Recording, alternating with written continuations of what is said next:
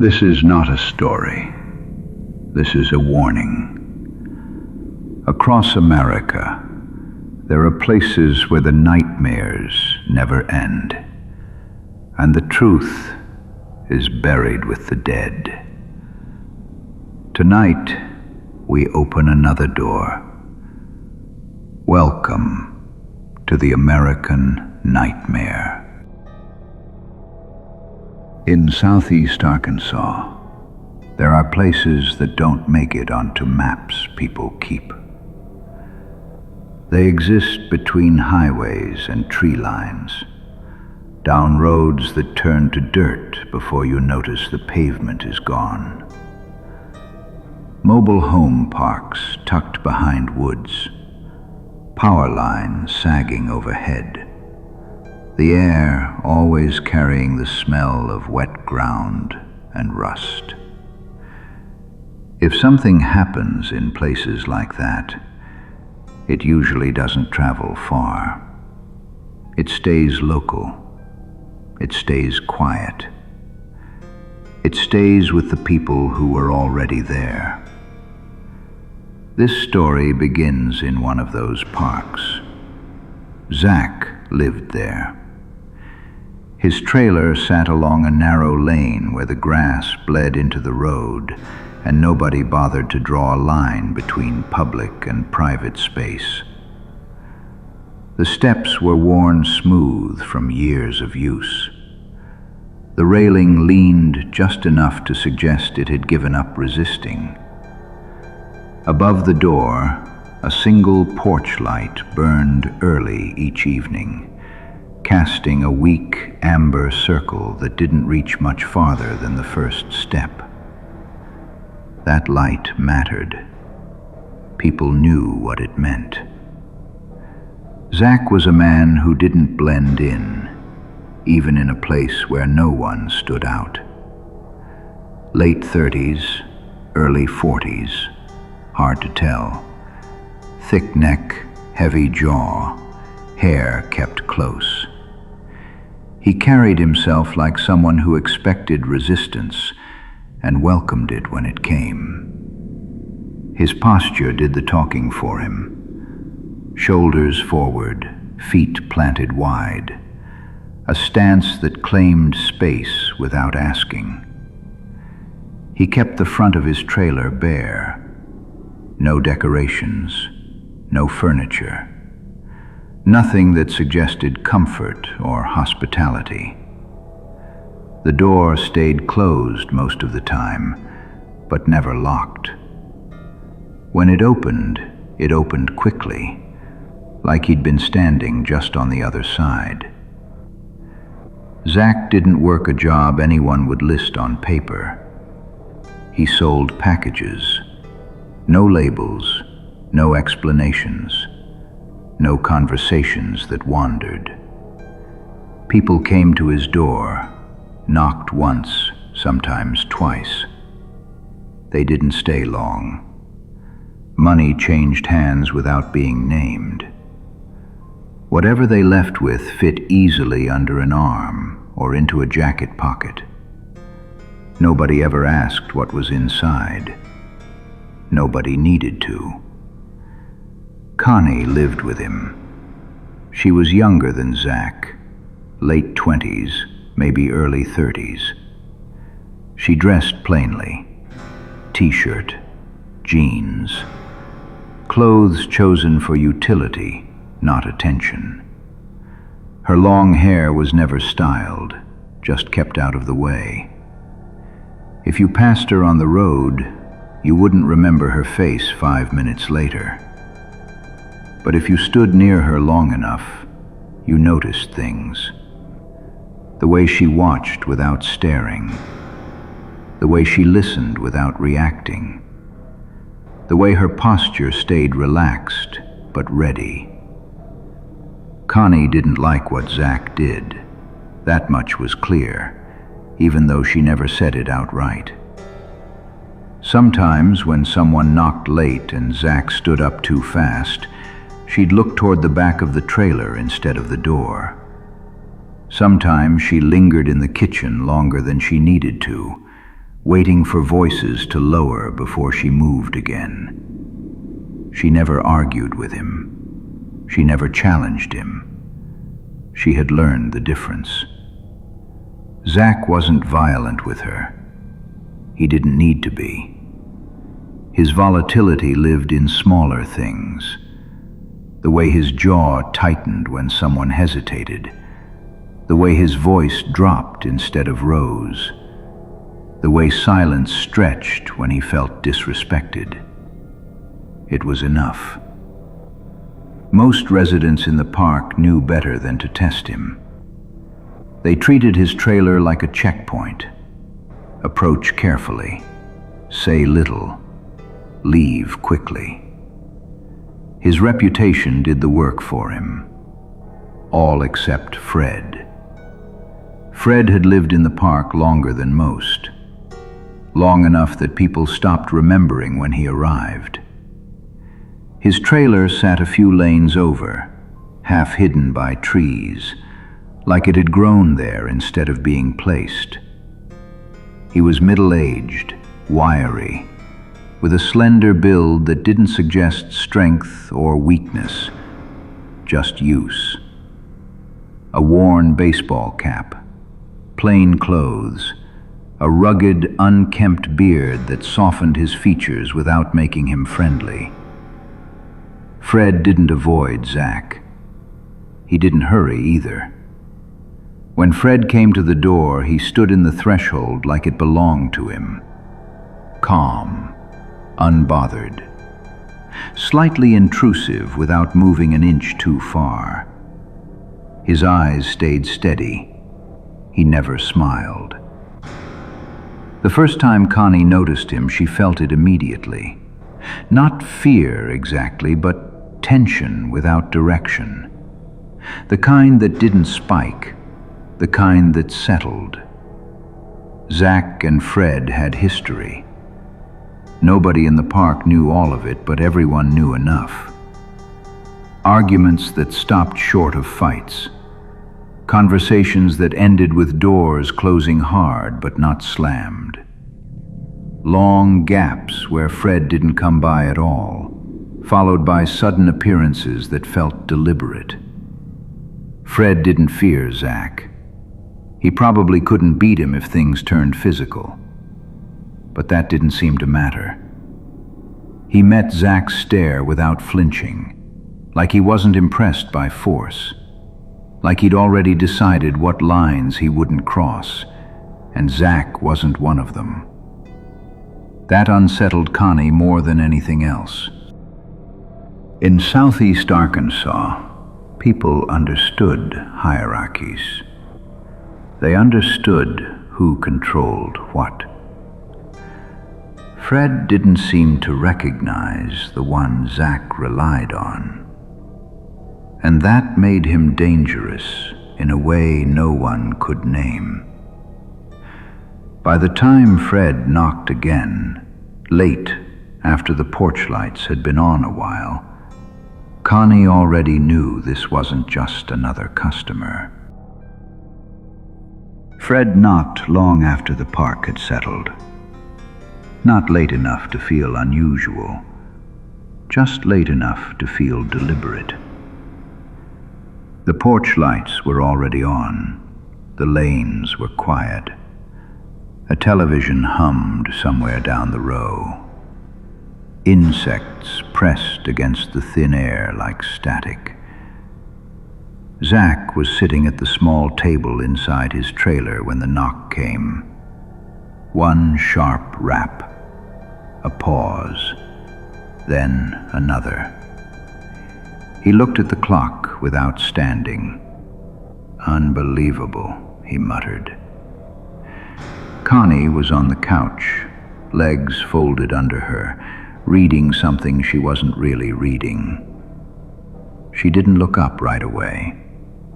She didn't need to. The knock had its own weight. She felt it settle into the room. Zack stood too fast. He crossed the trailer in 3 steps and yanked the door open hard enough that the porch light flickered. Fred stood there the same way he always did, half in shadow, half in spill, relaxed in a way that ignored the hour. Zack didn't bother with a greeting. "You know what time it is?" Fred nodded once, like that was already understood. "I do." "We're done for the night." Fred didn't move. "I need one." Zack laughed, short and humorless. "You need to come back tomorrow." Fred's eyes stayed steady, calm, unbothered. "I came now." The silence stretched between them. Connie watched from the couch, careful not to be seen, careful not to disappear either. Zack's shoulders were forward, blocking the doorway. Fred leaned just slightly into the threshold, like the space belonged to him too. "You don't get to decide my hours," Zack said. Fred's mouth twitched, not a smile, just an acknowledgement. "Seems like I do." Zack stared at him, jaw tight. Connie knew that look. It wasn't rage yet. It was calculation. The kind that weighed inconvenience against consequence. "Next time," Zack said slowly, "you come late like this, I don't answer." Fred shrugged. "That's fine." Zack held his stare another second, then stepped back. Not far, just enough. "Wait," he snapped. Fred stayed exactly where he was. Zack disappeared into the back room. Connie heard drawers open, close. Something set down harder than necessary. When Zack came back, he didn't look at Fred, just held out a small package, sealed, unmarked. "This is it," Zack said. "That's all." Fred took it without rushing. His fingers brushed Zack's hand briefly, not accidental, not aggressive, just close enough to be noticed. "Appreciate it," Fred said. Zack didn't respond. Fred turned and walked down the steps, quiet as he'd arrived. No hurry, no look back. The lane swallowed him whole. Zack shut the door and locked it. The sound echoed louder than it should have. The next morning, Fred came back. It was still daylight. The air was flat and gray. The park felt exposed in a way it never did at night. Connie was at the counter making coffee when the knock came. Harder this time, more insistent. Zack opened the door, already irritated. "What?" he said. Fred stood in the doorway, empty-handed. "We got a problem," Fred said. Zack's eyes flicked past him, down the lane, then back. "No, we don't." Fred shook his head. "What you gave me last night? That wasn't right."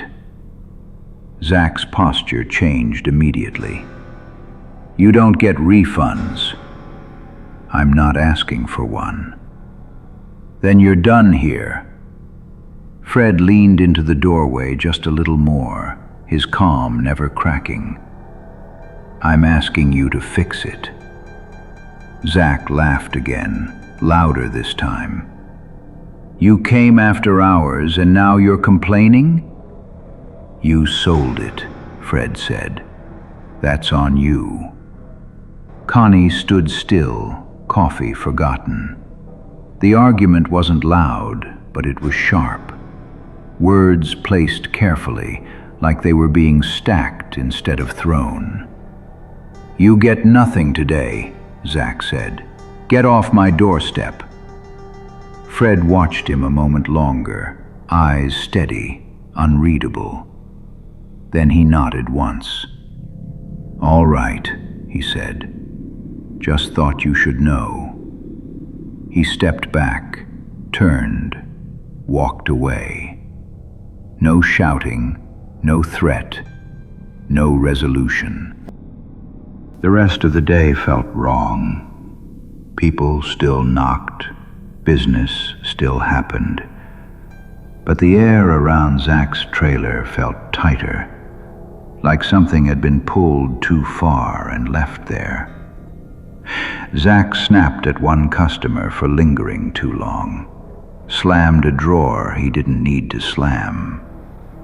Connie stayed out of his way, moving quietly, watching the door more than usual.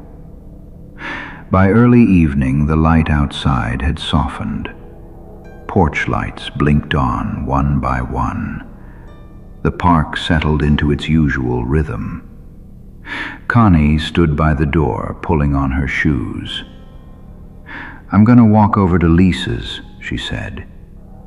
Zack didn't look up. "Don't stay long." "I won't." She hesitated just a second, looked at him like she wanted to say something else. Then she opened the door and stepped into the lane. The walk to Lisa's trailer took her past rows of homes she'd passed 100 times. Kids' bikes, plastic chairs, windows glowing with television light. The trees pressed in close, shadows pooling between the trailers. She didn't hurry. She didn't notice when the time slipped, when the porch light at her own trailer burned alone for too long, when the lane outside stayed empty. Connie never came back that night. And in southeast Arkansas, when someone disappears quietly, it takes longer than you'd think for anyone to notice. 3 hours passed before Zack stopped pretending everything was fine. At first it was irritation. Connie wasn't always precise with time. She walked slowly. She talked longer than she planned to. He checked the clock once, then again, telling himself this wasn't worth reacting to. By the 3rd hour, the porch light felt too bright. Zack stood in the center of the trailer, listening. Every sound outside pulled his attention. The crunch of gravel somewhere distant, a door closing down the lane, the hum of insects rising and falling. He called Lisa. She answered on the 4th ring. "Connie there?" Zack asked. There was a pause, confusion settling in on the other end of the line. "She already came," Lisa said. "She left a while ago. I figured she made it back home." Zack didn't respond. "She was fine," Lisa added. "She didn't say anything was wrong." Zack ended the call. The trailer felt wrong after that. Smaller, airless. He checked the door, stepped onto the porch and scanned the lane toward the tree line at the far end of the park. The road was empty. Porch lights glowed quietly, indifferent to his attention. Connie didn't come back. As the night settled deeper into southeast Arkansas, the park slipped into its usual stillness. Televisions flickered behind thin walls. A dog barked once and went quiet. Somewhere, a vehicle passed on the distant highway, the sound thinning out before it reached the trees. Zack sat at the table, hands flat, jaw locked. The clock ticked. Time stretched thin. Then came the knock. One firm rap. A pause. Another. Zack stood immediately. He opened the door hard enough that the porch light buzzed. Fred stood on the steps. Same posture, same calm, same unreadable expression. He held a small box in both hands, the same kind Zack handed out, sealed and unmarked. Zack felt the anger rise fast and sharp. "It's after hours," he snapped. "You don't come here tonight." Fred didn't move. Zack stepped forward, filling the doorway. "You got some nerve showing up like this." Fred lifted the box slightly, steady, deliberate. "Just open it," he said. Zack stared at him, chest tight, breath shallow. For a moment it looked like he might strike him. Instead, he grabbed the box. He opened it. Inside was something that belonged to Connie. Zack stopped breathing. Nothing was said after that. What happened next did not carry voices far enough for anyone to remember clearly. Some neighbors later said they heard shouting. Others said they heard a crash. Most said they slept through the night without noticing anything at all. By morning, one man was found on the steps of the trailer, unmoving. The other man was never seen in the mobile home park again. It wouldn't be appropriate for us to describe the contents of the box. No one could say who crossed the line first. In southeast Arkansas, stories like that don't end cleanly. They linger in half versions and quiet warnings. People stop knocking on certain doors. Lanes feel longer at night. The trailer eventually sat empty, but the porch light still came on at dusk, and no one stood beneath it anymore. Thank you for joining us again this evening. If you found our report informative, please be kind enough to hit the like button and subscribe for more. Join us again next week, same time, same place. We will be examining incidents that occurred in 3 locations in central Indiana, all in very close proximity. What we find most disturbing about this particular file is not that people came up missing. It's how the process started for each. Through the telephone. Only on American Nightmare.